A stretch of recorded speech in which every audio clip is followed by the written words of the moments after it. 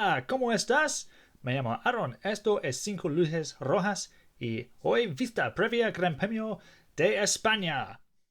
One light, two lights, three lights, four lights, five lights, and it's go!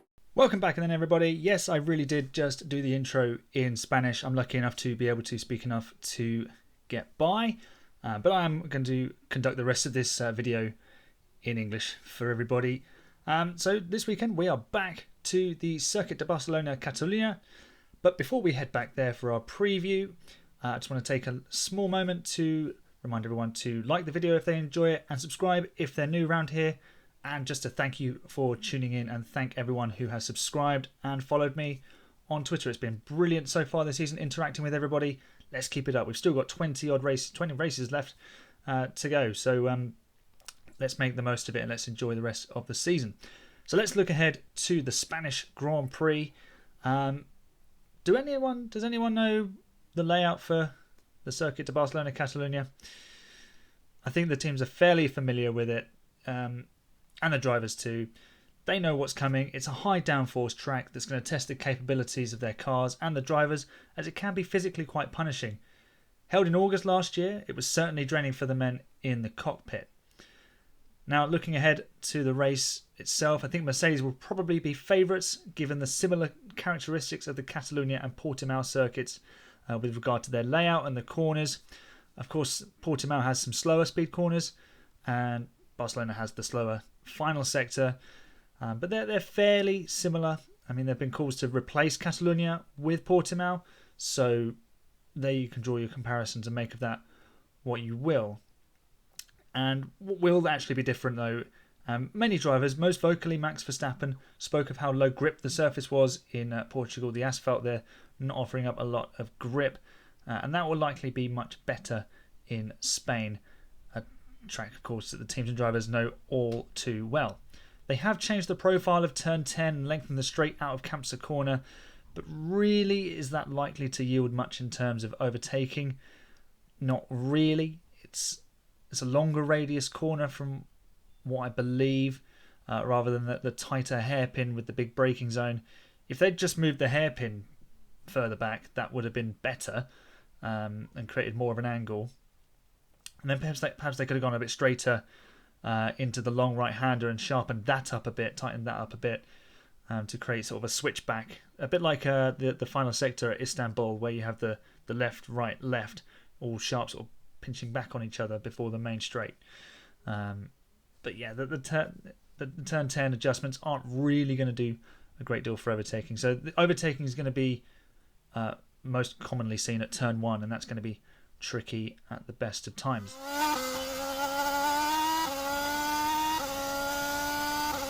Like I said, Mercedes will be favourites, but it is a must-win race for Max Verstappen, and here is why. But first of all, I'm going to talk about Lewis Hamilton. He's going to be aiming to match Michael Schumacher's record of 6 wins at the Circuit de Barcelona Catalunya, and obviously Spanish Grand Prix wins, even though it's been held at some different venues before, and also a record-breaking 5th consecutive win at the circuit. Schumacher managed 4 in a row in the early 2000s. Hamilton has won the last 4, 2017, 18, 19 and 20. So he's unbeaten in the last 4 years. He may even have won that 2016 race, and we all remember what happened there. Max Verstappen, good start from Carlos Sainz. He's ahead of Valtteri Bottas. Round turn 3 we go. And it's Nico Rosberg, and Hamilton's onto the grass. And Hamilton's had a massive crash. And he's crashed into his teammate. The two Mercedes come together as Hamilton tried to pass on the inside. And he can cover his hands over his eyes.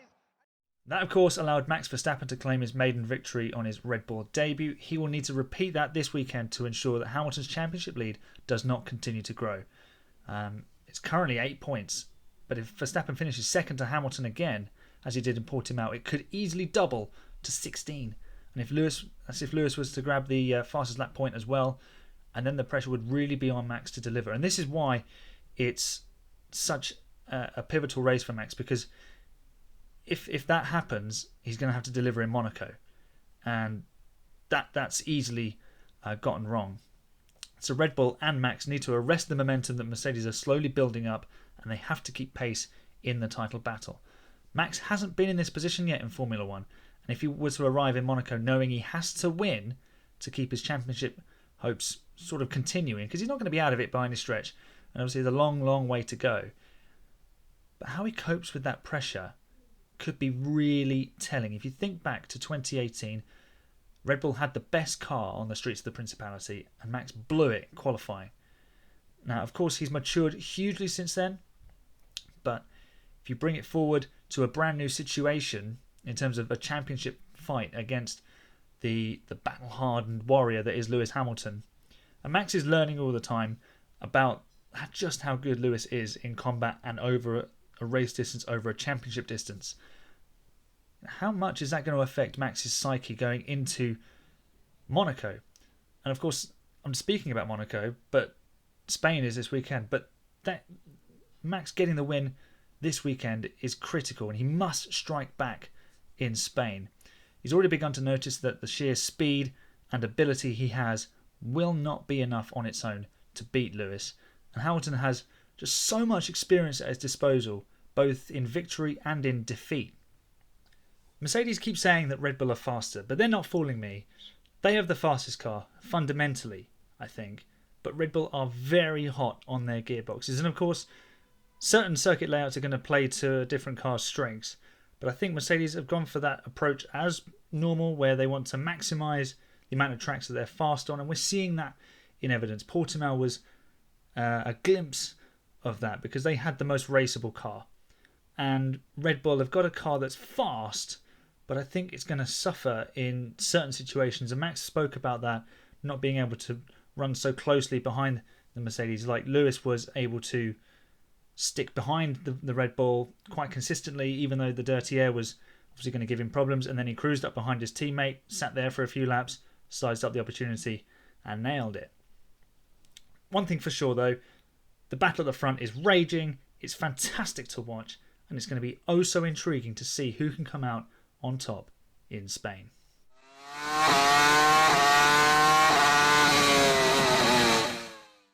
Alpine, they impressed in Portugal. Can they continue their charge into the upper midfield and leaving Aston Martin behind so they can challenge McLaren and Ferrari? That's the big question for them this weekend, and that's probably the big question of the midfield, because we know where McLaren and Ferrari stand. Aston Martin are struggling, and I think they're going to struggle again this weekend. AlphaTauri are a little bit in the middle. Not sure what you're going to get from them. Alpine, though, they delivered in Portugal, and I think they'll still be behind, but I'm curious to see how they keep that momentum going and whether AlphaTauri bounce back from being pretty anonymous on the Algarve coast. They left big points on the table in Bahrain and Imola, so they really need to respond before they lose sight of the fight for third in the Constructors. McLaren have the fastest car of the midfield and a driver in Lando Norris in the best form of his F1 career so far. He's finished in the top 5 in all of the last 4 races, while Charles Leclerc for Ferrari is also performing at an incredibly high level. For Alpine, their leading man is Esteban Ocon, who I predicted in the before the season to actually beat Alonso over the course of this year, and he's beginning to lead that team and lead his double world champion Fernando Alonso.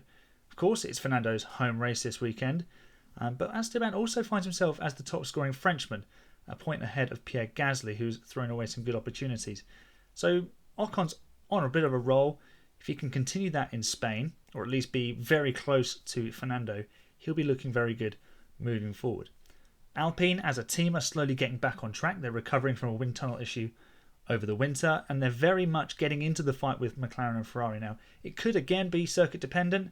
Their car might run better on these higher downforce circuits with medium to fast speed corners, but that's a complete opposite to Aston Martin, who are, however, having a very sorry start to the 2021 season. Lance Stroll has scored in 2 of the first 3 races and looks generally a very safe pair of hands, but Vettel has struggled. He did make Q3 in Portugal, but he suffered after having started on the softs to begin with in the race, and he ended up 13th, just ahead of his teammate, and both Aston Martins were beaten by Alfa Romeo's Antonio Giovinazzi. Overall, McLaren and Ferrari will again be close at the front of the midfield. I'm hoping we can see Lando and Charles go wheel to wheel into a battle over the next few races, because they're the shining lights of their teams at the moment.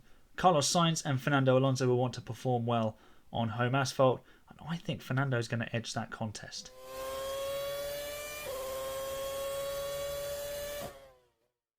Alright, let's wrap up this preview with some predictions. Now, I think last weekend in Portugal, my top 5 on Alex Does F1 Stuff's predictions video, I got that. I think I got the top 5 completely correct. It was Hamilton, Verstappen, Bottas, Perez, Norris. Now, I'm not going to say well done me, because plenty of predictions can be made and can be immediately proved wrong. So with that, all that in mind, here I go with my pole position prediction. I did predict this last week. Lewis Hamilton's going to get the pole position. He's going to complete the century. I think he was a touch unfortunate actually not to get pole in Portugal, and really we shouldn't be surprised that Bottas pipped him, because Bottas was slightly faster there last year than Hamilton. Hamilton, remember, did the second run in Portugal, but in Spain Lewis has just been supreme over the last few years. I think he's got pole in at least 3 of the races. I think Bottas might have pipped him to one of them, perhaps 2019. So Lewis is very strong around the Circuit de Barcelona Catalunya, and he's going to emerge as the fastest man on Saturday, just ahead of Max Verstappen, with Valtteri Bottas just behind in 3rd, which is going to set them up for a very interesting race. Lewis Hamilton is going to come out victorious on the Sunday, ahead of Max Verstappen. And I said Max needs to win this one, but I don't think he will. I think Mercedes and Lewis will have just too much. The track is just enough similar to Portimao, and the tyres will obviously react differently. So whether Red Bull can gain an advantage that way. It's the same compound of tyres, the C1, C2 and C3. So they'll get a slightly different test around the Spanish circuit. Top 3 will be Hamilton, Verstappen and Sergio Perez. Now, of course, I did predict him to be 3rd in Bahrain, and he broke down on the formation lap. Predicted him to be 3rd in Imola, and he spun off twice and scored no points. And I didn't predict him to be 3rd in Portugal when he finished 4th. Well, it's a risky one. I'm going to go with Sergio on the podium. I think Bottas is going to struggle in the race. I think he's going to have another one of those days where he just, he gets Bottas-itis and just goes backwards. So that's my top 3. And my bold prediction is that both Williamses will reach Q2. Now, this might sound bananas, but if you look back to Imola, and I know the tracks aren't really that similar, but they're kind of old school circuits, and they're tricky tracks to get right. And obviously Williams has got this peaky downforce, which George was able to cope with in Q1 in Portimao and got through to Q2. But Nicholas, he struggled a little bit. But if you think back to Imola, dry qualifying, technical track, both Williams cars got out of Q1. And of course Latifi has been improving with a year's experience under his belt, and George is potentially the next man into a Mercedes after Hamilton or Bottas. So that's my bold prediction, that both Williams cars will reach Q2, because they're okay in qualifying, the Williams, but it's in the race, and we saw that over the last weekend in Portugal, where they really struggle, because with this peaky downforce, it's fine when they're not following another car or the wind and air conditions are stable, but you start throwing gusts of wind at them and turbulent air, and that car's going to become a bit of a pig to drive very, very quickly. And George even described it as undrivable at one point in the race in Portimao. I think they'll get it right in qualifying. I don't think they'll maintain those places though in the race. They'll probably fall back a little bit, maybe fall behind the Alphas, but that'll be their challenge. If they can get one or both of those cars out of Q2, then Williams will be wanting to finish ahead of at least one or both of the Alfa Romeos with one of their drivers. So predictions: Lewis Hamilton to win pole position, ahead of as a top 3 of Hamilton, Verstappen and Bottas. Lewis would go on to win ahead of Verstappen and Sergio Perez, and both Williams cars will reach Q2. That's all for today. Thank you for watching and enjoy the Spanish Grand Prix at the weekend. Comment down below who you think is going to get pole position and who you think is going to win the race, and chuck in a bold prediction there while you're at it. See, how long will it take Nikita Mazepin to spin? Because amazingly, he actually managed to keep it facing the right way in the race in Portugal, despite getting in Perez's way. What a douche. Anyway, my name's Aaron. This has been the 5 Red Lights, and I will see you next time. Adios, amigos.